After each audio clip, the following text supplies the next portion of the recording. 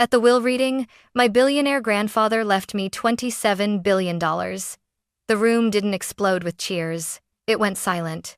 I felt every eye turn toward me as the lawyer's words settled into the air like a verdict. My hands were shaking, not because of the money, but because I suddenly saw two people standing near the back of the room, faces I hadn't seen since I was a child, my parents. They had been gone for 29 years. No calls, no letters, no birthdays, just absence. And now they were here. My mother's eyes filled with tears the moment she saw me. My father's jaw tightened, calculating, impatient. I knew that look. It wasn't love. It wasn't regret. It was hunger. That was the moment I understood something terrifying. The inheritance wasn't the end of my story. It was the beginning of a war I never asked for. When they finally approached me and said, "We need to talk," I took a deep breath and answered with one word. No. I didn't know yet how much that word would cost me. I was 7 years old the last time I saw my parents walk out of my life. Not in a dramatic way. No slammed doors, no shouting. Just 2 suitcases by the door, my mother fixing her lipstick in the hallway mirror, my father checking his watch like he was late for a meeting that mattered more than his daughter. "Be good, Violet," my mother said, already turning away. That was it. No explanation, no promise to come back, no hug.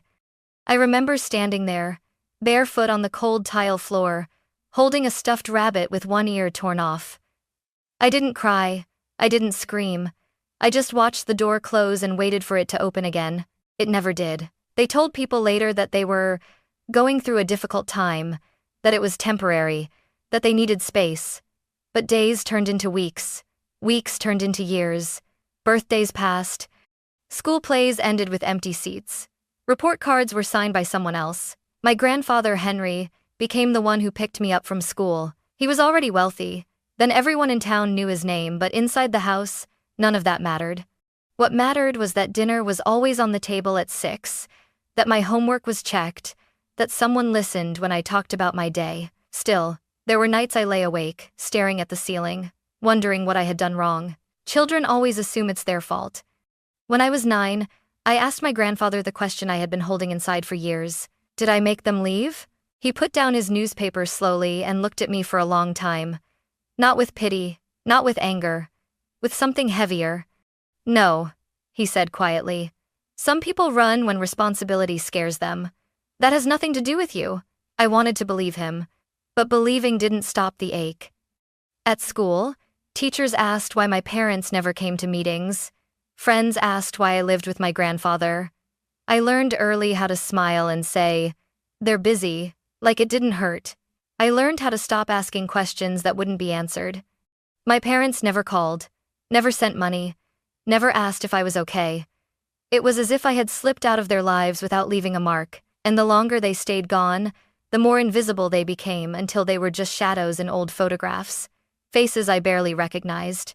My grandfather never spoke badly about them. That, somehow, hurt more. He didn't try to replace them either. He didn't pretend he was my father. He simply showed up, every day, quietly, consistently. When I was older, I realized how rare that was. But back then, I was just a little girl learning how to be strong too early. So when people look at me now and say I was lucky to grow up with a billionaire grandfather, I want to laugh. Because money didn't tuck me in at night. Money didn't sit in the audience when I played the lead in the school play. Money didn't teach me what it felt like to be chosen. What raised me wasn't wealth, it was presence. And what haunted me wasn't poverty, it was abandonment. My grandfather never tried to fill the space my parents left. He didn't buy my love with gifts or distract me with luxuries. In fact, for someone the world called a billionaire, he lived with surprising simplicity. The house was large, yes, but quiet. No gold fixtures, no flashy cars lined up in the driveway. Just solid furniture, old books, and a grandfather clock that ticked steadily in the hallway, like a reminder that time always moves forward, whether you're ready or not. Every morning, he woke up before sunrise. I would hear the soft clink of his coffee cup, the rustle of newspapers, the scratch of a pen on paper. When I came downstairs, he'd look up over his glasses and smile. "Morning, Violet," he'd say. "Sit, eat."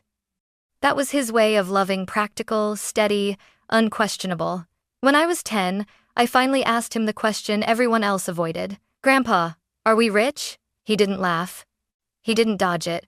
He folded the newspaper, set it aside, and looked at me carefully. "Wealth," he said, "is not a number. It's a responsibility." I didn't understand what that meant back then. All I knew was that other kids had parents who showed up. I had a grandfather who did. As I grew older, I began to notice things. How he paid every employee on time, sometimes early. How he remembered the names of people others ignored. How he never raised his voice but somehow commanded respect anyway. When people spoke to him, they listened. One evening, when I was 12, I found him in his study, staring at documents spread across the desk, numbers, charts, signatures. I asked if he was working. "No," he said. "I'm planning." "Planning what?" He motioned for me to sit beside him. "I'm planning for a day when I won't be here," he said calmly. The words terrified me. "I don't want to hear about that," I whispered. He smiled gently. "That's exactly why you need to." He told me something that night I would never forget. "Money doesn't protect weak people, Violet. It reveals strong ones. When it comes, it doesn't change who you are, it shows who you've always been." I nodded, pretending to understand. What I didn't realize then was that he wasn't just talking about money. He was talking about my parents. About absence. About choice. He never spoke their names with bitterness. But he never defended them either. Silence. Again, but this time, it felt intentional. Like a boundary. When I was a teenager, I once asked him if he ever expected my parents to come back. He paused before answering.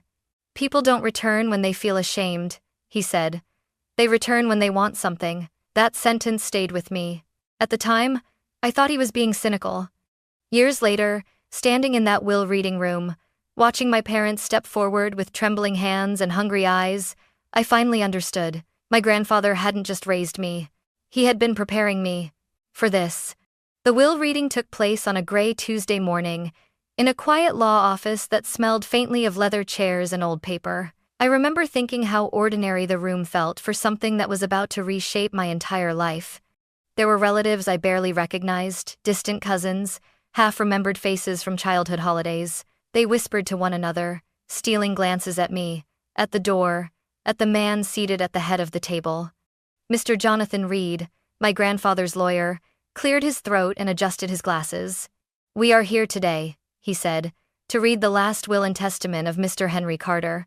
My chest tightened at the sound of my grandfather's name spoken in the past tense. I folded my hands in my lap, trying to stay calm. I wasn't expecting anything extraordinary. A house, some investments, maybe a trust to manage carefully. My grandfather had always been private, deliberate. I assumed he'd divided things neatly, fairly, logically. Then Mr. Reed reached the final pages. He paused, and that pause was heavy. "To my granddaughter," he read slowly. "Violet Carter, I leave my entire controlling interest in Carter Holdings, all private assets, and all associated trusts." The room went still. Mr. Reed looked up. "The estimated value at the time of this reading is approximately $27 billion. I swear I stopped breathing. 27 billion. The words didn't make sense at first. They felt unreal, like numbers you hear in the news but never connect to yourself. A soft gasp rippled through the room. Someone dropped a pen. Another person whispered, "That can't be right." I didn't move. I couldn't. That was when I felt it, an unmistakable shift in the air, a presence behind me. I turned, and there they were, my parents, standing just inside the doorway, as if they'd been there all along. My mother's eyes widened when she saw me. Her hand flew to her mouth. "Violet," she whispered, like my name had been a prayer she'd just remembered. My father's gaze didn't soften. It sharpened. I hadn't seen them in 29 years, yet in that moment, I recognized them instantly. Time had aged their faces, but not their intentions. Mr. Reed cleared his throat again. "Please," he said carefully, "if you are not named parties, you'll need to—" "We're her parents," my father interrupted, stepping forward. "We have every right to be here." My heart started pounding, not from fear, from instinct. Somewhere, deep inside, a voice my grandfather had planted long ago whispered a warning. This wasn't a reunion. This was a claim. And before the ink on the will had even dried in my mind, I knew one thing with terrifying clarity: the money had finally brought them back. And they weren't going to leave quietly. The moment the will reading ended, they moved. Not toward me with open arms. Not with questions about my life or how I'd survived without them. They moved with purpose, tight smiles, measured steps, the kind people use when they're about to negotiate something valuable. "Violet," my mother said softly, reaching for my hand as if the last 29 years were nothing more than a misunderstanding. "We should talk." Privately, I pulled my hand back before she could touch me. My father didn't bother with softness. "This isn't appropriate," he said, glancing at the other relatives. "Family matters shouldn't be handled like this." Family. The word landed wrong. Mr. Reed stood. "If you'd like to schedule a separate meeting." "No need," my father cut in. "This concerns us directly." I felt the weight of every eye in the room press into my back. The whispers started immediately. Some people looked confused. Others looked entertained. A few looked relieved it wasn't them at the center of the storm. My mother took a shaky breath, as if she were the injured party here. "Violet, sweetheart, you have to understand we never meant to stay away that long. Things just happened." I let out a short, humorless laugh before I could stop myself. "Things happened for 29 years?" Her eyes filled with tears on cue. "We were young. We were overwhelmed. You can't punish us forever for that." Punish. As if my life had been a sentence they were serving. My father stepped closer, lowering his voice. "Let's be reasonable. Your grandfather was my father. Whatever he left you, fine. But all of it? That doesn't make sense." "It made sense to him," I said. He shook his head. "You're being emotional. You're not thinking clearly." There it was. The familiar tone, firm, dismissive, corrective. The tone of someone who believes authority is something they're owed. "You're too young to manage this kind of wealth alone," he continued. "We're willing to help. We deserve a share." My mother nodded quickly. "We're family, Violet. Blood matters." I felt something inside me tighten, not fear, not sadness, but clarity. "Blood didn't matter when I was 7, I said quietly. The room fell silent again. My father exhaled sharply. "That's not fair." "No," I replied. "What's not fair is showing up after almost 3 decades and asking me to hand over my grandfather's life's work like it's overdue rent." My mother's tears stopped instantly. "Don't speak to us like that," she said, her voice suddenly cold. "We gave you life. And then you walked away from it," I answered. She stood up straighter, offended now. "We didn't abandon you. We made a choice."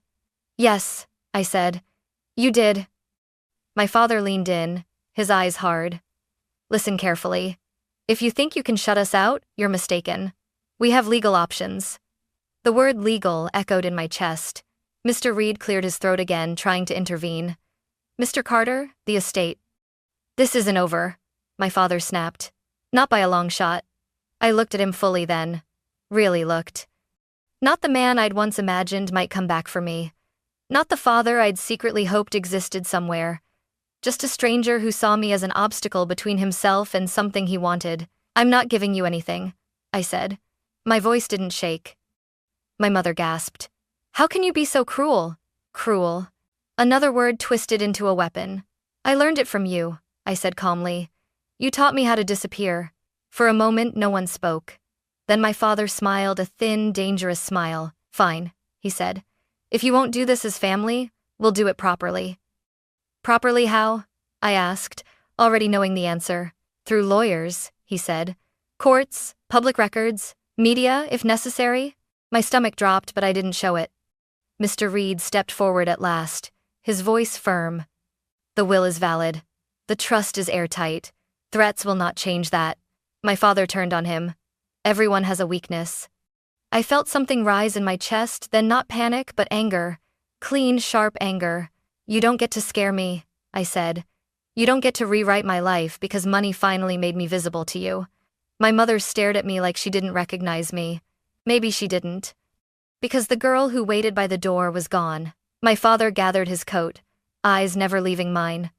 "This isn't finished," he said quietly. "You'll hear from us." I nodded once.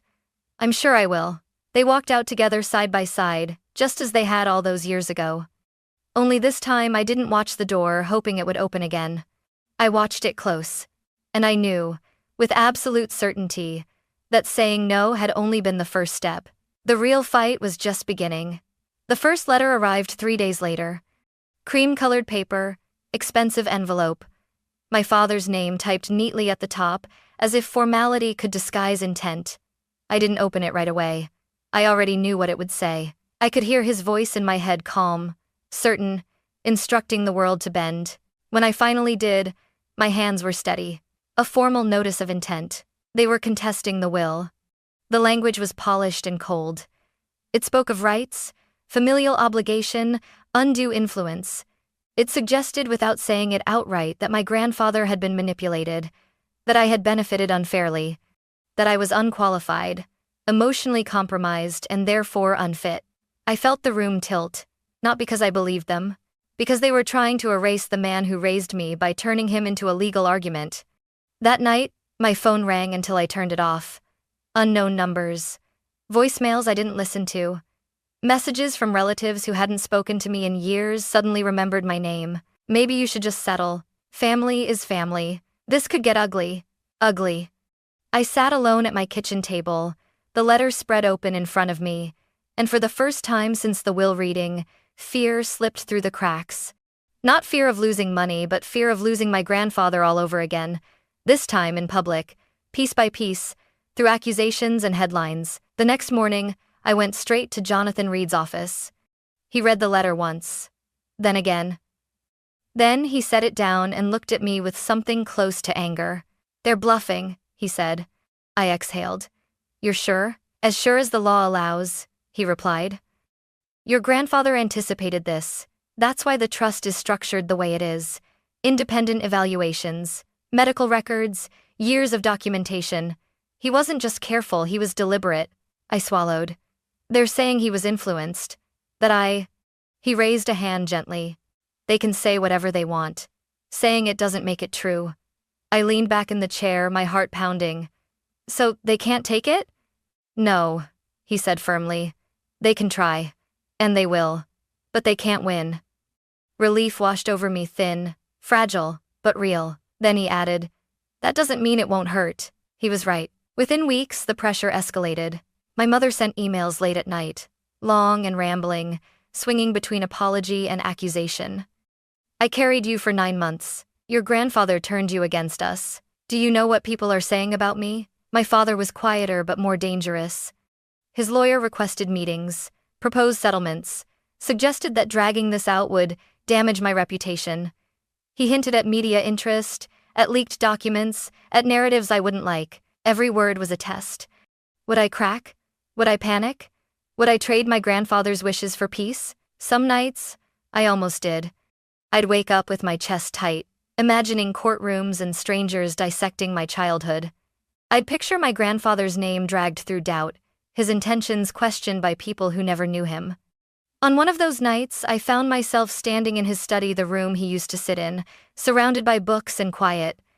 I ran my fingers along the desk where he'd planned everything. "You knew," I whispered into the silence. "You knew they'd do this." And in that quiet, something settled inside me. This wasn't just about money.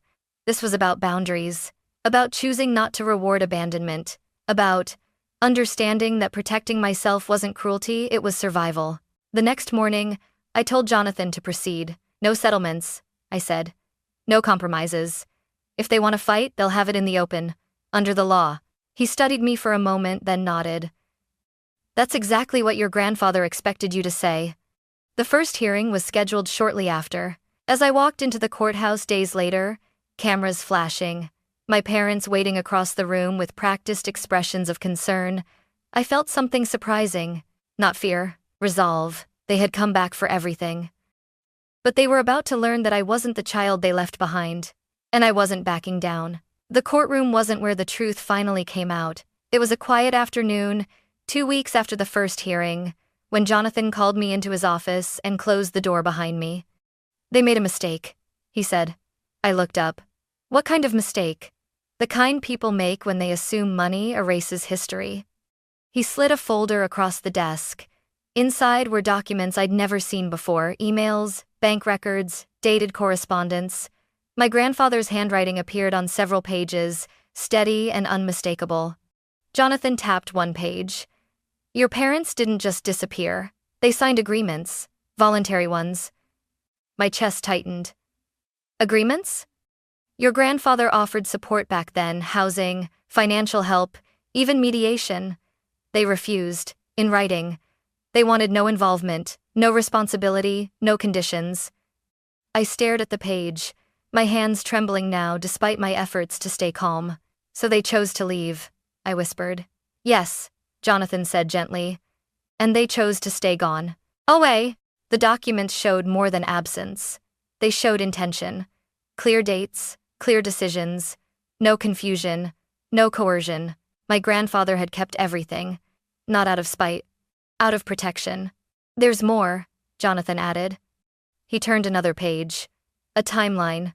Notes from estate planners. A clause highlighted in yellow. Condition of inheritance disclosure. My grandfather had written that if my parents ever attempted to claim the estate, these records were to be submitted immediately to establish context and intent. He had planned for this moment. I felt a strange mix of grief and gratitude press against my ribs. He had known they might return not because they loved me, but because they wanted what he'd built. That night, my mother called. I almost didn't answer. "Violet," she said, skipping any greeting, her voice brittle. "Why are you doing this?" "Doing what?" I asked quietly. "Dragging the past into court, making us look heartless." I closed my eyes. "I'm not dragging anything out, you brought it back." She scoffed. "We didn't know he'd become this powerful, this rich." There it was. Not "we missed you." Not "we regret leaving." Just money. "So that's it?" I asked. "If he hadn't been wealthy, you'd still be gone?" Silence. Then she said, "You don't understand how hard our lives were." I almost laughed. "I was 7, I replied. "And you left me anyway." Her voice sharpened. "You're turning into him, cold, calculated." "No," I said calmly. "I'm turning into myself." The call ended abruptly. 2 days later, the filings were submitted. The records. The letters. The signed refusals. The narrative shifted overnight. Headlines softened. Whispers changed direction. People who had urged me to settle suddenly went quiet. Some even apologized. My father avoided eye contact at the next hearing. His confidence cracked, just slightly. For the first time since they returned, I saw it. They weren't powerful anymore. They were exposed. And in that moment, standing on the courthouse steps, the wind sharp against my face, I realized something that stunned me. The hardest part of this fight wasn't saying no. It was accepting the truth I'd avoided my entire life. They hadn't left because they had to. They left because they wanted to. And no amount of money, 27 billion or otherwise, could ever rewrite that choice. Part 7. The moment I chose myself. The final confrontation didn't happen in a courtroom. It happened in a quiet conference room. Weeks later, when my parents asked for one last meeting.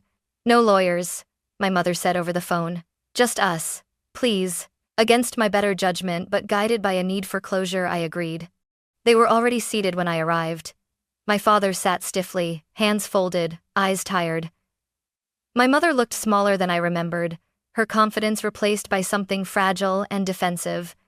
"Thank you for coming," she said quickly, as if gratitude might soften what came next. I didn't sit down. "Say what you came to say," I replied.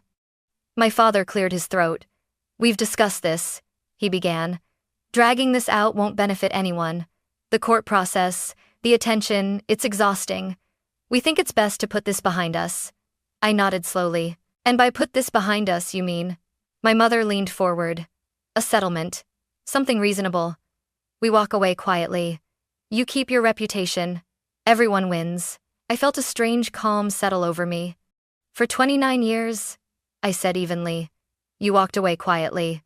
Now you want the same privilege on your terms. That's not fair," my father snapped, the old edge returning. "You're profiting from bitterness." "No," I corrected him. "I'm protecting myself from manipulation." My mother's eyes filled again, but this time the tears didn't move me. "We're your parents," she whispered. "You'll regret this one day." I looked at them, both really looked. Two people who had confused biology with entitlement, who believed regret could be weaponized. I already regret something, I said softly. I regret waiting so long to set boundaries. I reached into my bag and placed a single document on the table. A formal cease and desist notice. My father's face drained of color. This is your final warning, I continued. Any further contact, any public statements, any attempts to pressure or intimidate me will be handled exclusively through my legal team. Silence swallowed the room. My mother stared at the paper as if it were written in a foreign language. So that's it? She asked. You're cutting us off? I took a breath. I'm not cutting you off, I said. I'm closing a door you never tried to keep open. I turned to leave. Behind me, my father spoke one last time. You think this makes you strong? I paused at the doorway, my hand resting on the frame. No, I said without turning around. It proves I already was. I walked out of that room lighter than I'd felt in years, not because I had won, but because, for the first time in my life, I had chosen myself without guilt, without fear, and without asking permission. And that decision, more than any inheritance, was what finally made me free. After everything was over, the filings, the hearings, the final silence, I expected relief to feel louder, like a victory. Instead, it arrived quietly. One morning, I sat alone in my grandfather's old study, sunlight cutting through the window and resting on the same desk where he used to plan his days.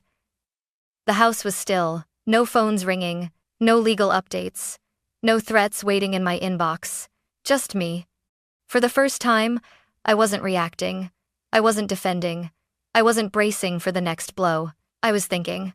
People assume that inheriting an enormous fortune answers every question in your life. That money closes wounds. That it replaces what was missing. It doesn't. Money doesn't hug you when you're afraid.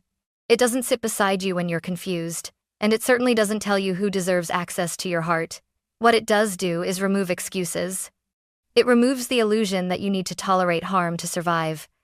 It removes the pressure to stay quiet just to feel secure. And it forces you to confront a truth many people avoid their entire lives. Not everyone who shares your blood is safe for you.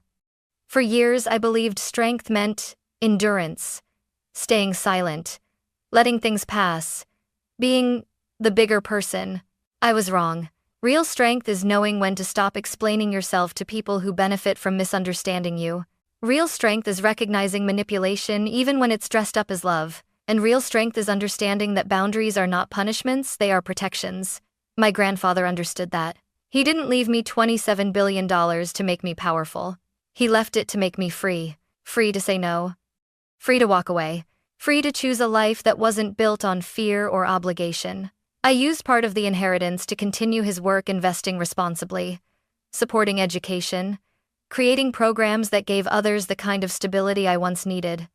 Not because I had to, but because I wanted to. And in doing so, I finally understood the lesson he'd been teaching me since I was a child. Money reveals who you are when pressure arrives. When my parents came back, money didn't make them kinder. It didn't make them honest. It simply gave them a reason to show up. And when I stood in front of them and said no, money didn't give me courage. Clarity did. If you're listening to this and you've ever felt guilty for protecting yourself, especially from family, I want you to hear this clearly. You are not selfish for choosing peace. You are not cruel for enforcing boundaries. And you are not obligated to reopen doors that nearly destroyed you.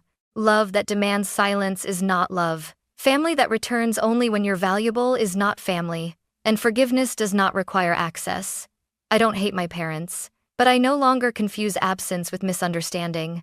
Some people don't lose you, they forfeit you. Today, when I look at my life, I don't measure it in numbers or assets. I measure it in something far rarer, self-respect. And that more than any inheritance, more than any courtroom victory, is the legacy I will carry forward. Not because I was given everything, but because I finally learned what was never meant to be taken from me.